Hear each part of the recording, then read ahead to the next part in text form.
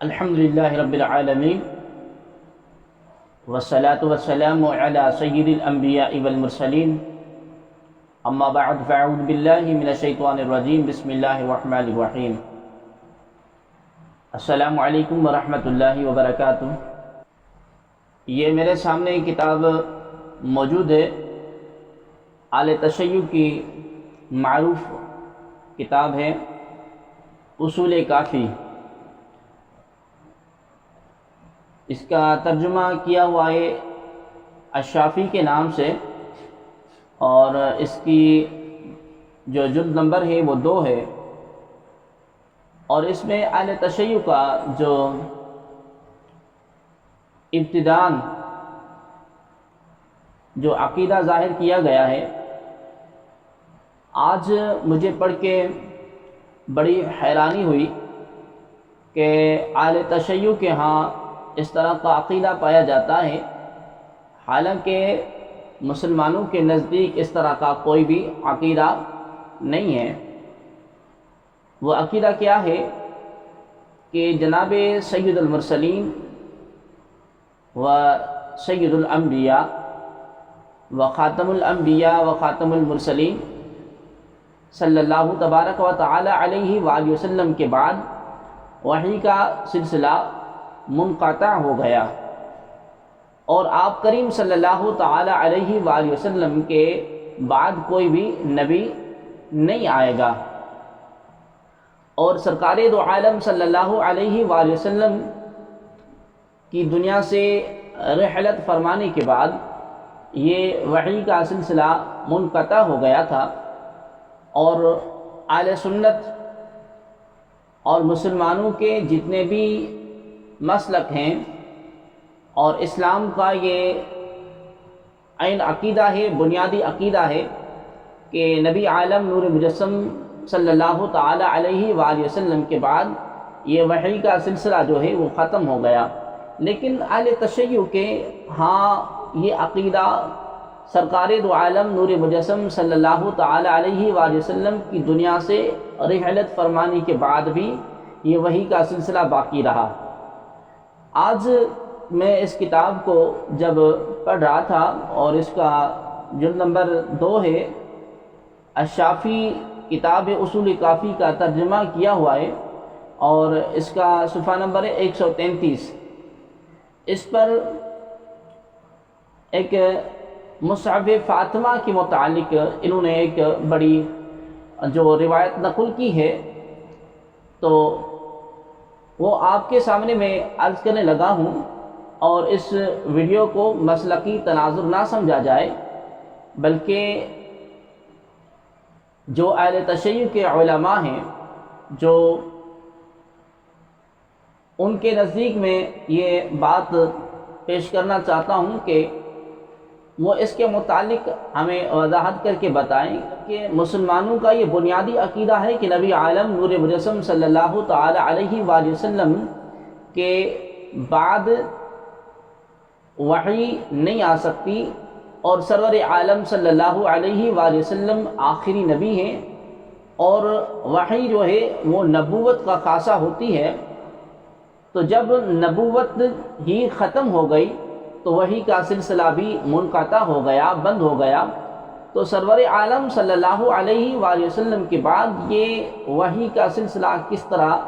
جاری اور ساری رہا، یہ ان کے اہل تشیع کے نزدیک، مسلمانوں کے نزدیک، اہل سنت کے نزدیک اس طرح کا کوئی بھی عقیدہ نہیں پایا جاتا۔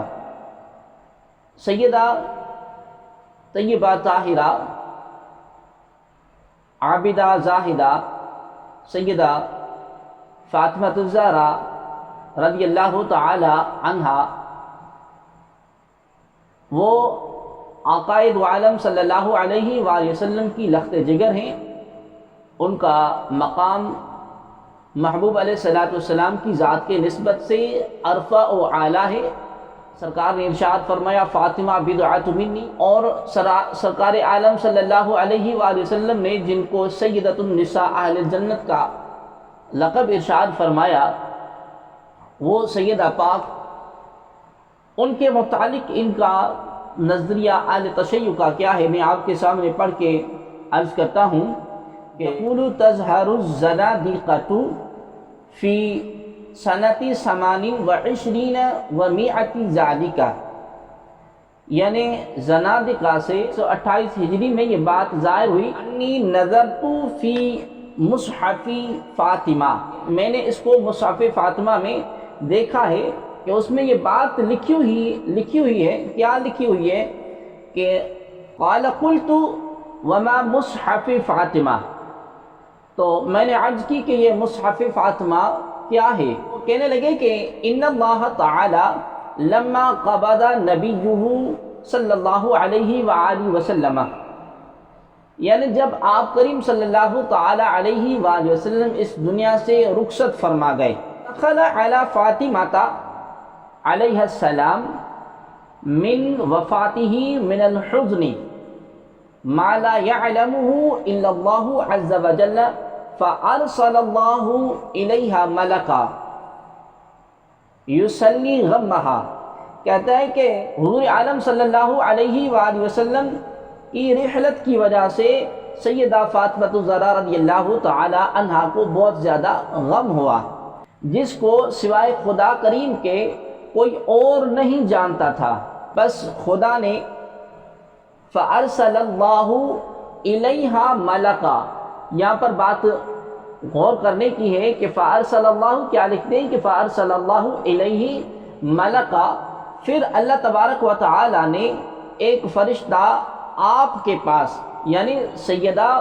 بی بی فاطمہ الزہرا رضی اللہ تعالی عنہا کے پاس بھیجا، یسلی غمہا، جو غم میں ان کو تسلی دے، وَيُحَدِّثُهَا فَشَقَتْ ذَلِكَ امیر المؤمنین علیہ السلام، اور ان سے باتیں کرتا تھا، تو بی بی سیدہ فاطمہ الزہرا رضی اللہ تعالی عنہا نے اس کے بارے میں امیر المؤمنین حضرت مولا کائنات مولا علی مشکل کشا شیر خدا رضی اللہ تعالی عنہ سے عرض کیا، کیا عرض کیا؟ فقال اذا احسست بذلك وسمعت الصوت قولي لي فاعلمته بذلك فجعل امیر المؤمنین علیہ السلام یکتب کل ما سمع حتى اثبت من ذلك مصحفا، تو آپ نے فرمایا یعنی حضرت مولا کائنات مولا علی مشکل کشا شیر خدا رضی اللہ تعالی عنہ نے فرمایا، کس سے؟ سیدہ بی بی فاطمہ الزہرا رضی اللہ تعالی عنہا سے، کہ اب جب بھی اس فرشتے کو آپ محسوس کریں اور اس کی آپ آواز سنیں تو کیا کرنا ہے کہ مجھے بتانا ہے۔ تو سیدہ بی بی پاک نے ایسا ہی کیا، اور سیدنا حضرت مولا کائنات مولا علی مشکل کشا شیر خدا رضی اللہ تعالی عنہ نے وہ سب کچھ لکھنا شروع کر دیا جو آپ علیہ السلام فرشتے سے سن کر بیان کرتی تھی، حتی اثبت من ذالک مصحفا، کہتے ہیں کہ یہاں تک کہ لکھوانے سے ایک مصحف تیار ہو گیا، اور آگے کہتے ہیں کہ ثم قال اما انه ليس في شيء من الحلال والحرام ولكن فيه علم ما يكون، اس میں حلال اور حرام کا علم نہیں ہے بلکہ اس میں اس کے علاوہ وہ علم پایا جاتا ہے۔ یہاں پر یہ بات بڑی غور اور فکر کی ہے کہ فرشتہ سیدہ بی بی فاطمہ الزہرا رضی اللہ تعالی عنہا کے پاس معاذ اللہ آتا رہا، اور سیدہ بی بی پاک نے حضرت امیر المؤمنین مولا کائنات مولا علی مشکل کشا شیر خدا رضی اللہ تعالی عنہ کو عرض کی، وہ پورا واقعہ سنایا، تو سیدنا حضرت مولا کائنات مولا علی مشکل کشا شیر خدا نے سیدہ پاک کو فرمایا کہ جب یہ فرشتہ محسوس کرو تو آپ مجھے بتا دینا۔ تو سیدہ پاک نے حضرت مولا کائنات مولا علی مشکل کشا شیر خدا رضی اللہ تعالی عنہ کو معاذ اللہ یہ بتایا، اور پھر حضرت مولا کائنات مولا علی مشکل کشا نے وہ تمام جو باتیں تھیں جو سیدہ پاک سنتی تھیں وہ حضرت مولا کائنات کو بتاتی رہیں، اور پھر حضرت مولا کائنات وہ قلم اور کاغذ لے کر لکھنا شروع کر دیا، حتیٰ کہ ایک مصحف تیار ہو گیا۔ کتنی بڑی حماقت اور اہل بیت اطہار پر کتنا بڑا جھوٹ باندھتے ہیں یہ لوگ۔ آگے ایک اسی سے ریلیٹڈ اسی کتاب کے اندر 135 نمبر صفحہ ہے، اس پہ بھی اس کے متعلق بڑی وضاحت کے ساتھ انہوں نے لکھا ہے، اور یہ فرشتے کا نام بھی انہوں نے مینشن کیا ہوا ہے۔ کہتے ہیں کہ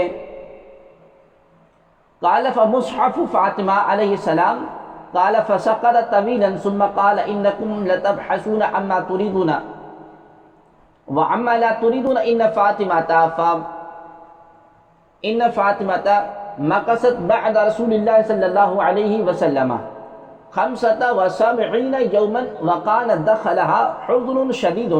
على أبيها وكان جبرائيل علیہ السلام۔ یہاں پر سیدنا حضرت جبریل امین علیہ السلام کے نام کو بھی مینشن کیا کہ جو فرشتہ سیدہ پاک کے پاس آتا تھا وہ جبرائیل ہی ہوتا تھا، معاذ اللہ۔ اور جبریل تمام انبیاء کرام علیہ السلام اور حضور پر نور صلی اللہ علیہ وآلہ وسلم کے پاس وحی لے کر آتے تھے۔ یہ آپ بچوں سے بھی پوچھیں گے کہ نبی عالم صلی اللہ علیہ وآلہ وسلم کے پاس وحی لے کر کون آتا تھا، تو فوراً جواب دے دیں گے کہ حضرت جبریل امین علیہ السلام۔ تو سیدنا حضرت جبریل امین علیہ السلام کے متعلق بھی انہوں نے ایک من گڑت وضاحت بیان کر دی کہ وہ وکان جبریل علیہ السلام یعطیہا فیحسن عزاہا علی ابیہا ویطیب نفسہا ویخبرہا عن ابیہا ومکانہ، یعنی کہ سیدہ پاک کو آ کر حضرت آقا نامدار صلی اللہ تعالی علیہ وآلہ وسلم کے متعلق خبر دیتے، ان کے جنت میں مقام کی، وَيُخْبِرُهَا بِمَا يَكُونُ بَعْدَهَا فِي ذُرِّيَّتِهَا وَقَانَ عَلَيْهِ السَّلَامُ يَكْتُبُ ذَلِكَ فَهَذَا مُصْحَفُ فاطمہ۔ اور جو کچھ آپ کی نسل کے ساتھ آپ کے بعد ہونے والا تھا اس کے بارے میں آپ کو بیان کیا کرتے تھے، اور حضرت سیدنا مولا کائنات مولا علی مشکل کشا شیر خدا رضی اللہ تعالی عنہ اس کو لکھا کرتے تھے۔ کتنا بڑا جھوٹ انہوں نے باندھا ہے سیدنا حضرت مولا کائنات مولا علی مشکل کشا پر، اور سیدہ بی بی فاطمہ الزہرا رضی اللہ تعالی عنہا کی ذات اقدس پر کہ ان کے پاس فرشتہ آتا تھا، معاذ اللہ۔ اور اتنا طویل لکھا کہ یکتب ذالک فہذا مصحف فاطمہ، اور وہ ایک مصحف کی شکل اختیار کر گیا، اور یہ مصحف فاطمہ رضی اللہ تعالی عنہا ہے، معاذ اللہ۔ اب ناظرین محترم، آپ ذرا غور اور فکر کریں کہ یہ کس طرح کے لوگ ہیں اور ان کا عقیدہ کتنا، دیکھیں کہ کس طرح کا ہے، جبکہ تمام مسلمانوں کا یہ عقیدہ ہے کہ امام الانبیاء صلی اللہ تعالی علیہ وآلہ وسلم کے بعد یہ وحی کا پھر سلسلہ موقوف ہو گیا ہے، بند ہو گیا ہے، اور نبی عالم صلی اللہ علیہ وآلہ وسلم کے بعد کسی کے اوپر بھی یہ فرشتہ یہ وحی نہیں آ سکتی، چاہے وہ آل بیت اطہار میں سے ہوں، چاہے آل بیت اطہار کے باہر ہوں، کسی کے اوپر بھی یہ وحی کا سلسلہ نہیں آ سکتا، بالکل یہ موقوف ہے، معاذ اللہ۔ انہوں نے تو کھلم کھلا سیدہ بی بی فاطمہ الزہرا رضی اللہ تعالی عنہا کو معاذ اللہ نقل کفر نباشد نبیہ مان دیا ہے۔ تو میں ان اہل تشیع حضرات کے جو علماء ہیں ان سے میں یہ گزارش کرتا ہوں کہ اس کی وضاحت کریں، اور اس کتاب کے ان روایت کے متعلق ان کا کیا کہنا ہے۔ اللہ تبارک و تعالی جل جلالہ کی بارگاہ اقدس میں دعا گو ہیں، اللہ تبارک و تعالی آپ اور ہمیں حضور عالم نور مجسم صلی اللہ تعالی علیہ وآلہ وسلم کا پکا سچا غلام اور امتی بنائے، نبی پاک صلی اللہ علیہ وآلہ وسلم کے صحابہ، اہل بیت اطہار اور حضور عالم صلی اللہ علیہ وآلہ وسلم کی آل پاک کے ساتھ محبت، عقیدت اور ان کے نقش قدم پر چلنے کی توفیق عطا فرمائے، آمین ثم آمین۔